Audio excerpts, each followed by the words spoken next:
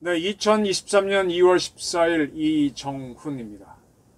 태영호 의원이 최고위원에 출마하면서 제주도에서 한 발언 때문에 정치권이 약간 시끄러워졌습니다. 저는 그러한 태영호 의원의 용기를 지지합니다. 그의 발언은 애국심을 일으켰고 좌파를 불안하게 만들었습니다. 그리고 민주당을 비롯한 좌파에게 한마디 하고 싶습니다. 이제 당신들이 사과해야 될 것은 1953년 이후 구해내지 못하고 있는 북한 주민들에 대해 사과를 해야지, 이겁니다. 잘 아시겠지만은 국힘당 최고위원 출마한 태영호 의원이 제주를 방문했습니다. 제주에서 유세를 갔다가 제주 호국원이라고 하면은 국립묘지에 버금가는 거라고 보시면 되겠죠. 거기에 참배하고 난 다음에 제주 4.3 사건은 김일성의 지시로 일어난 사건이다 라고 이제 페이스북에 썼습니다. 본인이 다 생각이 있어서 쓴 거고 제주도에 가서 쓴 거니까 의지가 담긴 거죠. 이에 대해서 민주당이 빨끈했어요. 정책 수석 부대표 위성건 의원은 4.3은 국가 공권력에 의해 무고한 양민이 희생된 우리 역사의 그늘이다. 국가는 그들의 상처를 치유하고 아픔을 이유하기 위해 특별법을 제정해 진상을 규명하고 있다 라고 해놓고, 태영호는 대한민국 역사를 다시 제대로 배워라. 귀순한 사람으로서가 아니라 대한민국 국회의원으로서 역사적 책임을 통감하고 역사 앞에 용서를 구해야 할 것이라고 했습니다. 그리고 국회 윤리위에다가 민주당은 그를 제소하겠다 라고 밝혔습니다. 민주당은 제소를 하겠답니다. 뭐 이거에 대해서 시끄러운 사람들이 몇 개 있어요. 좀 좌파 매체들에서는 진상 보고서가 쭉 나왔는데 거기에 김일성이 딱 3번 등장하는데 김일성이 지시했다는 내용이 없다. 그러면서 뭐 어떻게까지 썼더라? 김일성이 거기 3번 나오는데 뭐라고 썼는가 하면요. 47년 2월 23일 제주 민전 결성식에서 스탈린, 독립운동가 박헌영과 함께 김일성을 명예의장에 추대했다. 여기서 김일성이 한번 나오고, 진상보고서에서. 그 다음에 서청 출신으로 이 4.3 사건 진압에 참여했던 한 경찰의 진술, 김일성이 싫어서 나는 월남했다, 그런 부분이 나오고, 그 다음에 경찰의 고문을 받은 사람이 김일성 비행기 태우기 고문을 받았다. 고문의 종류가 김일성 비행기가 있는 모양입니다. 이렇게 진상보고에서는 김일성이 3번밖에 안 나오는데 어디 김일성이 지시했다는 내용이 있느냐라고 하면서 반박을 하는 기사들이 나왔어요. 참, 이 진상보고서가 사건 진상을 파악하기 위한 거였나요? 그럼 다시 써야지. 피해 보고서지. 이 4.3 사건은 간단합니다. 1945년 우리는 해방이 됐고 1948년 대한민국 정부를 수립하기로 했습니다.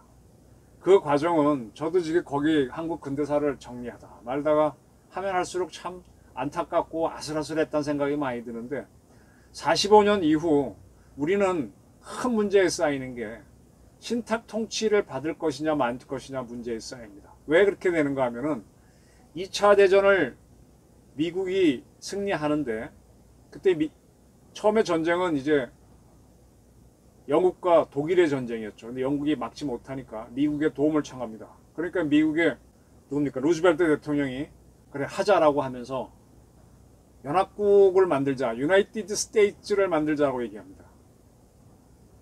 그 연합국을 뜻하는 단어에는 뭐 associate 뭐 여러 가지가 있는데, 이 과거 썼던 말이 실없는지 유나이티드 스테이츠, 유나이티드 네이션스를 쓰자고 합니다. 유나이티드 네이션스. 그래서 2차 대전 때 만들어진 연합군이 루즈벨트가 주당했을 때는 유나이티드 네이션스입니다. 뭐 매체에 따라서는 어소시에이트라고 쓴 매체도 있었지만은, 그래서 이제 2차 대전이 끝나고 났을 때 미국이 그 연합군을 토대로 유엔을 만드는 겁니다. 그렇게 이제 미국이 2차 대전을 쭉 연합군을 끌고 나갈 때 전쟁을 일으킨 주축국은 이탈리아하고 독일하고 일본입니다. 근데 독일이 전쟁을 일으키기 전에 오스트리아가 자발적으로 독일에 합병이 됩니다. 물론 독일이 위협을 가하긴 했지만 오스트리아 주민들이 국민투표를 해서 거의 99점 몇 % 지지율로 오스트리아가 독일의 병합대자라고 해서 병합이 됩니다. 그리고 우리는 그보다 훨씬 전인 1910년에 대한제국의 주권자인 순종이 이완영 총리 대신에게 시켜서 대한제국을 대일본 제국에 병합한다는 문서에 서명합니다. 뭐 주권자가 했으니 뭐 찍소리 할 수도 없죠. 그 두 가지 사실에 주목한 루즈벨트는 전쟁에서 이기면은 그 독일과 일본을 어떻게 할 것이냐 하다가 이 두 나라가 전쟁 일으키기 전에 먹은 합병한 나라를 분리시킨다. 그렇게 해서 그걸 분리시킨 나라는 연합국이 그 지역에서 싸웠던 연합국이 신탁 통치를 하고 그 다음에 전범국인 독일과 일본은 연합국이 직접 관리를 한다. 이렇게 결정을 내려놓고 전쟁을 끝내게 되죠.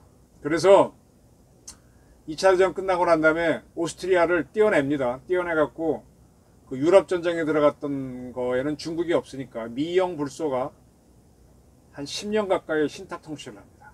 그리고 50몇 년도에 신탁 통치를 끝내고 독립을 시킬 때 그때 이 네 나라가 그때 냉전이 치열하니까 합의가 안 되잖아요. 그래서 중립국으로 영원한 중립국으로 스위스는 지정학적 조건으로 알프스 꼭 산속에 있으니까 중세 때부터 중립국인데 오스트리아는 원래 강대국이에요. 유럽의 중심 국가인데 강제로 중립국이 돼서 지금까지 중립국으로 있습니다. 오스트리아란 나라가 뭐 가보시면 잘 사는 것 같지만은 우리보다 훨씬 못합니다. 자, 그래서 우리도 일본을 항복시킨 거는 미국이니까 미국이 일본을 관리하면서 우리를 신탁 통치, 미국과 소련이 하기로 이렇게 갔는데 우리 스스로가 굉장히 반대합니다. 이 반대에 앞장섰던 사람이 이승만, 김구, 그리고 인천 김성수입니다. 신탁 통치를 받자라고 했던 거는 김일성, 박헌영, 이렇게 여운형 이렇게 가는 거죠. 공산계열이 이렇게 가는 겁니다. 이 치열했던 싸움에서 우리가 승리하죠. 그래서 신탁 통치를 안 받게 됩니다. 그 미국이 이 문제를 그럼 한국은 어떻게 다루면 좋겠냐라고 하다가 자기가 만든 게 유엔이잖아요. 그 유엔에다가 한국 문제를 어떻게 다룰지 결정해라고 넘깁니다. 그 유엔 총회에서 한국은 신탁 통치하지 말고 그냥 정부를 세워줘라 해서 우리가 48년도에 정부를 세우게 됩니다. 이렇게 되니까 신탁 통치를 해야 된다고 했던 세력들이 대한민국 정부를 세우지 못하도록 반대운동으로 나오기 시작한 첫 번째가 바로 제주 4.3 사건입니다. 48년도 5월 달에 우리가 이제 대한민국 만들려면 헌법을 만들어야 되니까 헌법을 만들 국회의원을 뽑으려고 하는 선거를 하는데 그 선거를 못하게 하기 위한 시위가 일어나는데 이 시위를 뻔뿌질한 게 박헌영의 세력들입니다. 이때 이미 박헌영은 이북으로 도망가 있었죠. 김달삼 뭐 이런 자들이 일으켰었죠. 북한은 좋아 죽으려고 그랬죠. 근데 여기에 6.25 전쟁 나기 전까지는 우리 대한민국에 진짜 빨갱이 많았습니다. 바닥 빨갱이. 군부에도 많았고 오죽하고 박정희 대통령조차도 남로당이었습니다. 이 자들이 이렇게 준동을 하게 되니까 경찰을 습격하고 하니까 경찰이 맞서다가 경찰이 못 막으니까 군대가 들어가는 거죠. 그래서 군대가 들어가는데 그때 구연대가 들어갔나? 그 연대장을 암살해버리죠. 그 부대 안에 또 빨갱이가 있어서 그게 문상길 중인가 그랬는데 그 친구는 잡혀갖고 대한민국 군사상 최초로 총살령을 받습니다. 그 이제 구연대가 안 되니까 14연대를 추가로 보내려고 하는 14연대가 순천에 있던 부대인데 배 태워 가려고 했더니 거기서 또 빨갱이들이 일으켜서 여순 사건이 일어나는 거. 이 사건 때문에 그때는 국민들은 좌가 뭔지 우가 뭔지 잘 몰라요. 그냥 자기 인척 때문에 피부치 관계 때문에 뭐 친소 관계 때문에 이제 좀 도와줬다가 그러면 이제 당하잖아요. 그래서 많은 사람이 죽었습니다. 많은 사람이 죽었어요. 제주도에서 죽었고 여수 순천 죽었고 죽은 사람들은 억울하죠. 근데 발단은 이렇게 되는 겁니다. 이게 빤한 천하가 다 아는 사실인데 거기에 대해서 태영호 의원이 제대로 얘기했죠. 근데 이걸 가지고 민주당의 의원들은 윤리위에 가야 된다. 뭐 몇몇 매체들은 뭐 진상조사위원회가 한 게 이건 뭐 피해 보고서지 이게 사실 보고서입니까? 사실 보고는 지들이 부끄러워서도 못하지.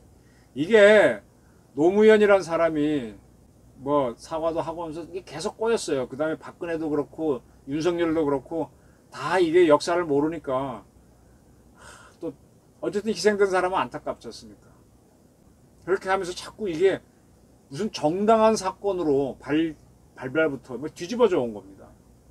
근데 여기에 대해서 참 북한에서 있다가 한국에 와서 국회의원이 된 태영호 씨가 정확하게 얘기했습니다. 이건 색깔론이 아니고 이건 팩트론입니다. 사실론입니다.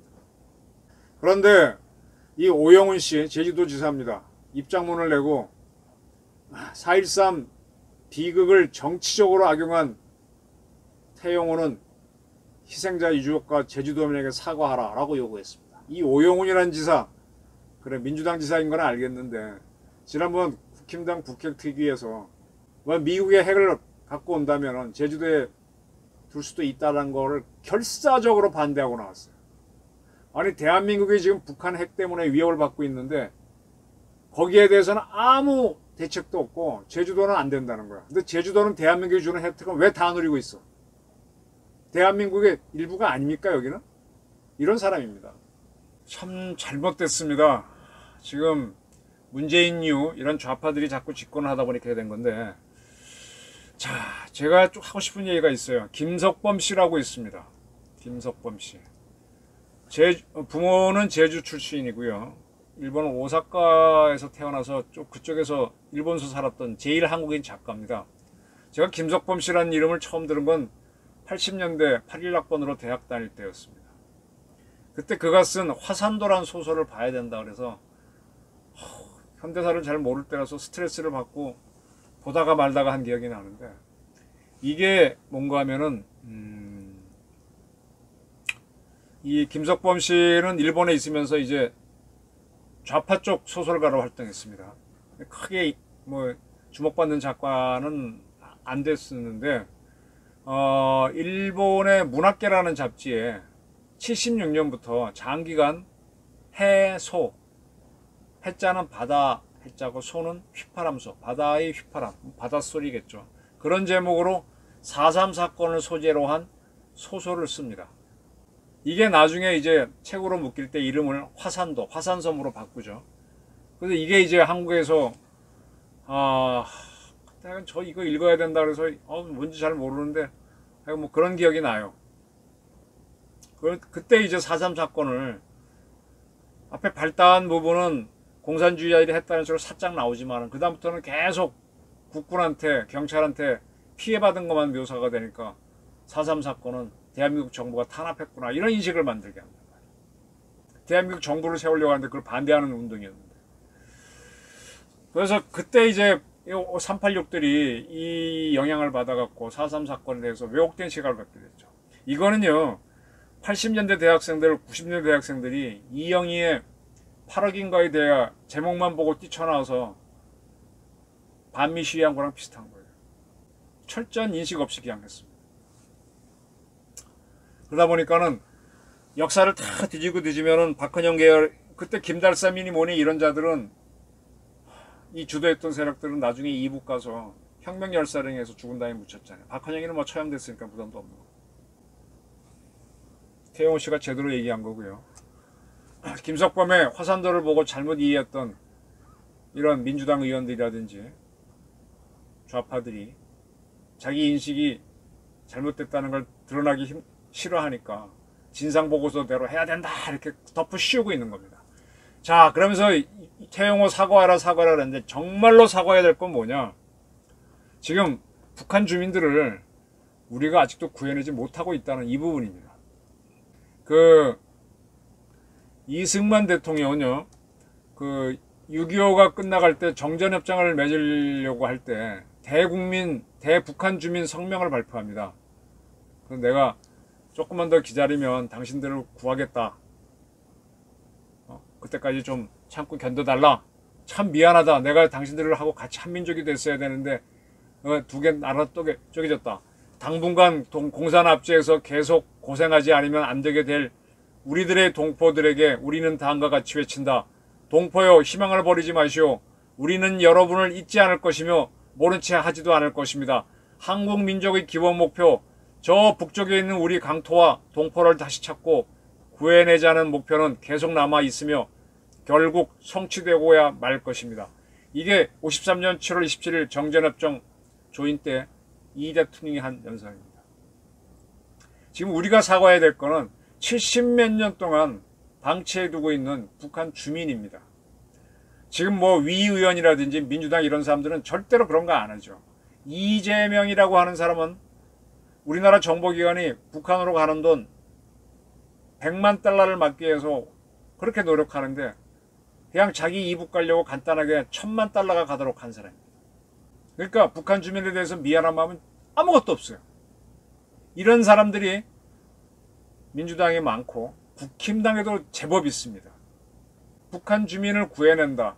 6.25 때 우리가 다 같이 하나가 됐어야 했는데 못됐다. 그런 미안함이 없습니다. 그러니까 사과를 북한 주민한테 하지 않고 태용한테 요구하죠. 태용호 의원의 용기를 저는 지지합니다. 그리고 태용한테 사과를 요구할 게 아니라 북한 주민을 구해내지 못하고 있는 우리를 자탄하면서 북한 주민에게 사과를 해야 된다고 생각합니다. 저희 주장이었습니다.